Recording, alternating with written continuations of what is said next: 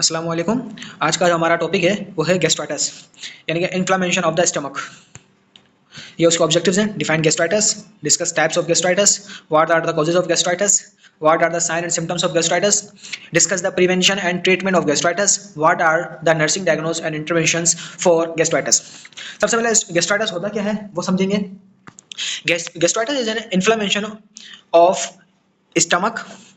जो गैस्ट्राइटिस है वो इन्फ्लामेशन है किसकी? स्टमक की।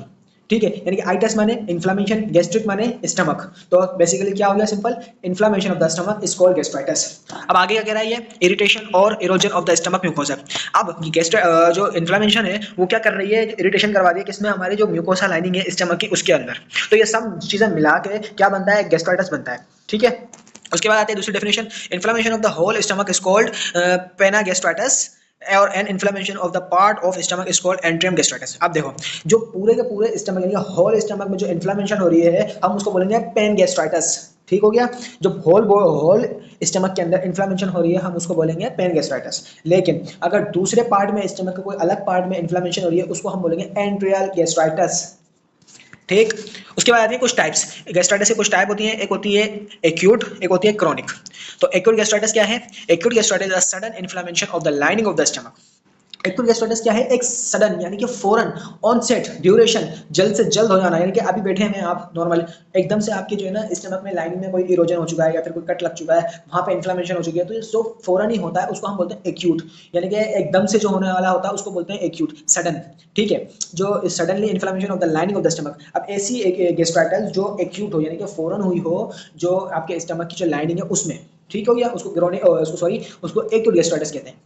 उसके बाद आता है acute gastritis can be divided into 3 parts. Acute gastritis को 3 पार्ट्स में डिवाइड किया गया है, जो होती है एक्यूट सुपरफिशियली गैस्ट्राइटिस, जो एक्यूट है और सुपरफिशियली ऊपर ऊपर है। ठीक है, उसके बाद आती है नंबर 2 पे एरोसिव गैस्ट्राइटिस। ठीक है, एरोसिव गैस्ट्राइटिस यानी कि जो उसके थोड़ा सा अंदर चली जाती है गैस्ट्राइटिस, उसको एरोसिव गैस्ट्राइटिस बोलते हैं। ठीक, उसके बाद आती है एक्यूट गैस्ट्राइटिस अल्सरेशन। अब वो एक्यूट तो है, गैस्ट्राइटिस तो है, लेकिन वो अल्सरेशन में काज कर रही है, तो उसको हम बोलते हैं एक्यूट गैस्ट्राइटिक अल्सरेशन। तो ये 3 टाइप्स होती है किसकी? गैस्ट्राइटिस की। नेक्स्ट आती है हमारे पास chronic gastritis. Chronic gastritis it is an inflammation of the lining of the stomach that occurs gradually and persist for a long period of time. अब क्या कह रहा है? जो क्रोनिक गैस्ट्राइटिस है वो क्या है? अगर लॉन्ग टर्म से वहाँ पे उसके स्टमक की लाइनिंग में कोई भी इन्फ्लेमेशन है, परसिस्टेंट यानी कि मुसलसल चलती आ रही है, आप मिनिमम 6 मंथ्स या फिर 1 ईयर से जो प्रॉब्लम उसके साथ स्टमक में चलती आ रही है, उसको हम क्या बोलेंगे? Chronic gastritis. उसके बाद आता है chronic gastritis can be divided into 2 parts. Chronic gastritis को 2 पार्ट्स में डिवाइड किया गया है। कौन कौन से? टाइप ए और टाइप बी में। टाइप ए क्या है हमारे पास? Chronic gastritis, autoimmune gastritis. अब जो टाइप ए है ना, उसमें क्या होगा? जो ऑटोइम्यून हो जाएगा, यानी कि जो आपके बेनिफिशियल माइक्रो ऑर्गेनिज्म है ना, वो उसको भी किल करने लग जाएगा, उनको भी खाने लग जाएगा। ठीक है, उसको हम क्या बोलते हैं? Type A chronic gastritis. ठीक हो गया? उसके बाद आती है टाइप बी। टाइप बी क्या है? Chronic gastritis, chronic antral gastritis. अब एंट्रियल गैस्ट्राइटिस हमने पीछे पढ़ा, जो भी स्टमक के किसी भी एक पार्ट में हो जाए इन्फ्लेमेशन, उसको हम बोलते हैं एंट्रियल। लेकिन अब ये क्रोनिक गैस्ट्राइटिस है जो स्टमक के पार्ट्स में इन्फ्लेमेशन हो रही है, उसको हम क्या बोलेंगे? Type B chronic gastritis. ठीक हो गया? फिर आती है इसकी एटियोलॉजी। कॉजेज क्या क्या हो सकते हैं? बैक्टीरियल इन्फेक्शन, कोई ऐसा बैक्टीरिया लग गया जिसकी वजह से, कोई खाने में कोई बैक्टीरिया आ गया, तो अभी हमने हाइजीन अच्छी नहीं करी, हमने कुछ खाया पिया और डायरेक्ट अपने हाथ नहीं धोए, उसके बाद डायरेक्ट मुंह में चला गया। ठीक है, उसकी वजह से भी कोई ना कोई इन्फेक्शन हो सकता है। ऑटोइम्यून गैस्ट्राइटिस हो सकता है। Regular use of pain relievers and NSAIDs. अब ऐसी मेडिकेशन हैं, आपको पेन रहता है बॉडी में या फिर स्टमक में पेन है, आपने ऐसी मेडिकेशन ली जो लॉन्ग टर्म से चलती आ रही है, आप ले जा रहे हो, वो क्या कर रही है? वो आपके जो है ना स्टमक की लाइनिंग को खत्म कर रही है, तो वो इंसिट्स हैं, यानी कि नॉन स्टेरॉइड स्टिमुलेटिंग डिजीज जो होती है वो हो रही है उसके साथ। ठीक हो गया? उसके बाद है बाइल रिफ्लेक्सेस डिजीज। एक बाइल रिफ्लेक्सेस डिजीज होती है, वो हो रही है आपके साथ मुसलसल है, तो उसकी वजह से भी ये कॉजेज हो सकते हैं। फिर आता है स्ट्रेस। अगर आपके पास स्ट्रेस है, किसी भी वजह से कोई स्ट्रेस आप ले रहे हैं, तो वो भी एक बुनियाद मकसद बन सकता है किसका? गैस्ट्राइटिस का। उसके बाद है अल्कोहल एडिसेशन। अल्कोहल यानी कि अल्कोहल आप कंज्यूम कर रहे हो। ठीक हो गया? अल्कोहल एक ऐसी वो है, ऐसी खतरनाक चीज़ है जो आपकी कहीं पे भी कुछ भी करवा सकती है। उसके बाद आता है कोकेन। कोकेन यानी कि जो ड्रग्स वगैरह ऐसे ड्रग्स होते हैं जिससे आपको इन्फ्लेमेशन हो रही है स्टमक के अंदर, ये सारे रिस्क फैक्टर्स हैं, एटियोलॉजी है, कॉजेज है। Radiation and chemotherapy. कोई भी रेडिएशन से आपका जो है एक्सपोजर हो जाए, कीमोथेरेपी से आपको एक्सपोज हो जाए, तो वो भी एक कॉजेज है किसका? गैस्ट्राइटिस का। उसके बाद है sign and symptoms. Sign and symptoms क्या होते हैं, हो सकते हैं इसके abdominal pain and burning often in the upper center of the abdomen called the epigastric area.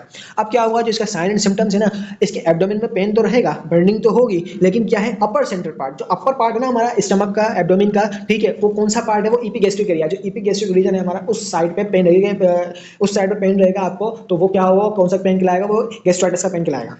ठीक हो गया। उसके साइड सिम्टम में क्या क्या होता है, ब्लोटिंग होगी, ठीक है, वेट लॉस रहेगा, ब्लीचिंग रहेगी, इनडाइजेशन रहेगी, एनोरेक्सिया, भूख नहीं लगेगी, डाइजेस्ट नहीं होगा खाना आपका, वेट लॉस रहता रहेगा, ब्लीचिंग यानी कि आपके इसमें खट्टी खट्टी डकारें लग जाएंगी, आपको जो है भूख नहीं लगेगी, और नोजिया विद और विदाउट वोमिटिंग, आपको जो आपका दिल कच्चा रहेगा, हो सकता है आपके साथ जो है वोमिट भी हो जाए और वोमिट ना भी हो, ठीक है। हिकअप्स होगा यानी कि आपको हिचकियां लगेंगी। फिर होता है severe gastritis can lead to life threatening symptoms include. अब कुछ ऐसे गैस्ट्राइटिस होते हैं जो लॉन्ग टर्म जो है ना लाइफ थ्रेटनिंग बन जाते हैं, यानी कि लाइफ थ्रेटनिंग यानी आपकी लाइफ के लिए खतरा हो जाते हैं। वो कौन कौन से हैं, वो सबसे पहला होता है सीवियर चेस्ट पेन, आपके सीने में पेन रहेगा, ठीक है। फीलिंग फेंट और शॉर्ट ऑफ ब्रीथ, आपकी फीलिंग जो है ना, आपको थकावट से फीलिंग रहेगी, अजीब सी फीलिंग रहेगी आपकी बॉडी में, और शॉर्ट ऑफ ब्रीथ यानी कि आपकी जो है ना हाइपोक्सिया हो जाएगा, आपको जो है ना ब्रीथिंग आने में मसला होगा, ठीक है। सीवियर एब्डोमिनल पेन, आपके एब्डोमेन में बहुत ज्यादा पेन रहेगा। Sudden onset of bloody stools, यानी कि आपके एकदम से जो है ना आपके स्टूल में ब्लड आने लग जाएगा, यानी कि उस student blood is called melena. Blood में बी रेड, ब्लैक और ट्राई इन टेक्सचर। अच्छा, ब्लड का कलर क्या होगा, कभी कभार ब्राइट रेड भी हो सकता है, ठीक है, ब्लैक भी होगा, ठीक है, और टेरिन टेक्सचर यानी उसका कलर जो है ना मिक्सअप हो जाएगा इन दोनों चीज़ों का, ब्लैक एंड रेड का मिक्सचर हो जाएगा कलर में, ठीक है, उसका टेक्सचर इस तरीके का हो जाएगा। अच्छा, उसके बाद आता है वॉमिटिंग ब्लड और ब्लैक मटीरियल। अच्छा, वॉमिटिंग ब्लड, वॉमिटिंग हो जाएगी ब्लड में, ठीक है, सॉरी, वॉमिट होगा ब्लड के साथ, ठीक है, वॉमिट वॉमिट होगी और ब्लड के साथ आता रहेगा, और ब्लैक मटीरियल इनकी काला कलर का हो जाएगा वो, उसको क्या बोलते हैं, हेमेटोमियोसिस, ठीक है। रिजेंबलिंग कॉफी ग्राउंड्स, उसके साथ रिजेंबल किया गया है कॉफी की तरह उसका कलर हो सकता है। फिर आती है हमारे पास डायग्नोस, इसको डायग्नोस कैसे करें हम गैस्ट्राइटिस को। Gastritis is diagnosed on the basis of medical history and physical examination of the patient and of the following test. अब गैस्ट्राइटिस को हम कैसे डायग्नोस करते हैं, हम उससे पहले उसकी पास मेडिकल हिस्ट्री पूछेंगे, फिजिकल एग्जामिनेशन करेंगे, ठीक है, पेशेंट का।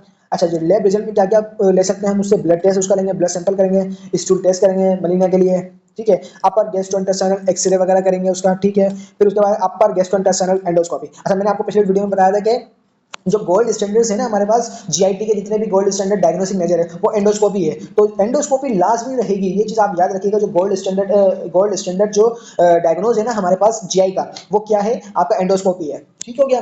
लाजमी याद रखिएगा कि ये एग्जाम में क्वेश्चन आया था, तो हमारे पास भी क्वेश्चन आया था कि क्या कहते हैं गोल्ड स्टैंडर्ड जीआई का डायग्नोस मेजर कौन सा है, तो हमने एंडोस्कोपी लगाया था। ये हमारे पास मिड में भी क्वेश्चन आया था। उसके बाद हमारी ट्रीटमेंट, इसको ट्रीटमेंट कैसे कर सकते हैं, एंटासिड्स वगैरह देंगे, ठीक है। H2 receptor blocks, H2 receptor block कर देंगे ताकि वो HCl की प्रोडक्शन कम करके हिस्टामिन जो रिलीज होता है उसको ब्लॉक करे, ताकि आपका जो H2 रिसेप्टर है ना और जो एसिड रिफ्लेक्शन है वो ना हो।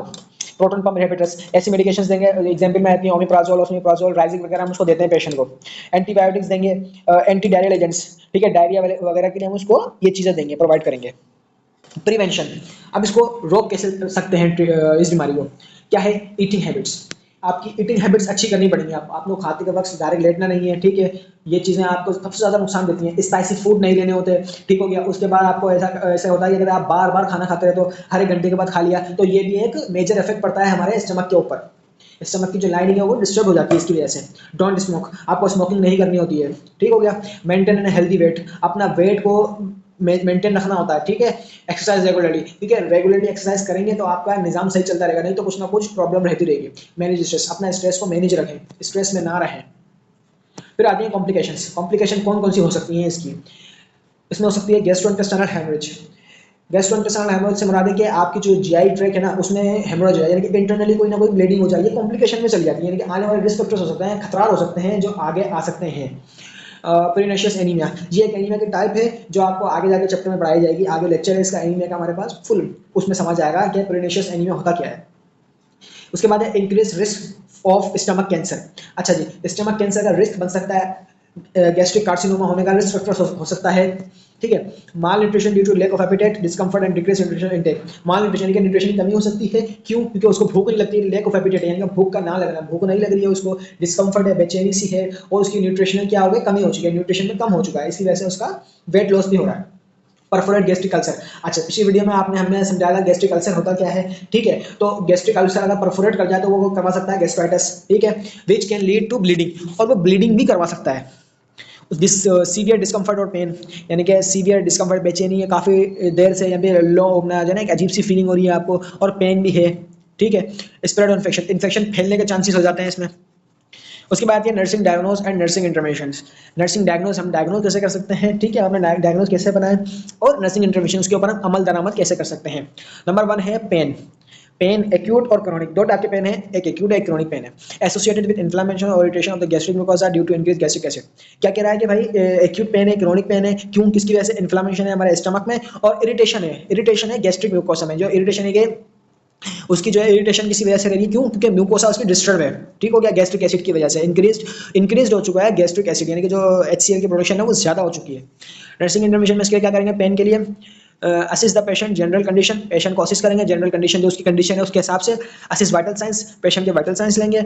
असिस्ट पेन स्केल, अब पेन स्केल आता है कॉलेरा, वो उसके हिसाब से हम असिस्ट करेंगे पेशेंट का पेन। फिर करना है provide a quite environment and comfortable, अपने एनवायरनमेंट को ऐसा रखना है, शांति वाला एनवायरनमेंट, ताकि कंफर्टेबल पेशेंट रहे हमारे साथ। टीच रिलैक्सेशन टेक्निक्स, ऐसी ऐसी टेक्निक्स उसको बतानी है जिससे वो पेशेंट रिलैक्स कर सके। एनाल्जेसिक, पेन किलर देनी है, ताकि ऐसी एनाल्जेसिक देनी है जो उसके स्टमक को नुकसान ना पहुंचाए, ठीक हो गया। फिर आती है नंबर 2 पे imbalance nutrition less than body requirement, body requirements related to anorexia and vomiting. अच्छा, दूसरा नर्सिंग डायग्नोज क्या है हमारे पास, कि भाई उसकी न्यूट्रिशन ऐसी नहीं है, वो न्यूट्रिशन नहीं ले पा रहा, क्यों, किसकी वजह से, एनोरेक्सिया यानी कि लेक ऑफ भूख, यानी कि उसको भूख की कमी है, ठीक है, भूख नहीं लग रही है, जिसकी वजह से उसका बॉडी रिक्वायरमेंट कम हो चुका है न्यूट्रिशन का। एंड वोमिटिंग, जो खा रहा है वो उल्टी कर देता है, ठीक हो गया। इसकी हम इंटरवेंशन क्या बनाएंगे, allow clients to choose foods, low calorie foods are not allowed. अच्छा जी, ऐसे क्लाइंट्स को मेरे वो बतानी है, डाइट बतानी है जिसमें कैलोरी कम ना हो। अगर जो लो कैलोरी वाला होगा तो उसको हम अवॉइड कर देने का, भाई आपको ये चीज़ें नहीं, जिसमें कैलोरीज होंगी आपने वो चीज़ लेनी है। Specify the time to eat severe food and eating time limit, inform the client that if the food is not eaten during the time that has been provided। अच्छा जी, ऐसा टाइम उसको बताना है कि भाई आपको बे टाइम कुछ नहीं खाना, टाइम टू टाइम खाना है, लिमिट के वाइज खाना है, यानी कि आप बे टाइम खाओगे तो आपके साथ ये प्रॉब्लम रहेगी, जो हम आपको टाइम बता रहे हैं इस टाइम पे आपको ये फूड लेना है। Will be the replacement of other feeding methods, अगर ये चीज़ें उनको नहीं समझ में तो इसके अलावा कोई हम दूसरे मेथड दे दें, कुछ चीज़ें रिप्लेस करके उसको प्रोवाइड कर देनी है। When food is not eating, do feeding through R tube, NG tube. अगर आप फूड नहीं खा सकते तो हम आपकी NG पास करेंगे, जिसके थ्रू हम आपकी फीड कराएंगे, आपको फीड कराएंगे NG ट्यूब के थ्रू, नेजोगैस्ट्रियल ट्यूब। तो ये था आज का हमारा लेक्चर, आई होप आप सबको क्लियर हो चुका होगा, ठीक है। अगर क्लियर हो चुका हो लेक्चर तो लाइक शेयर सब्सक्राइब करना ना भूलिएगा। मिलते हैं अगले लेक्चर में, तब तक के लिए अल्लाह हाफिज़, थैंक यू सो मच।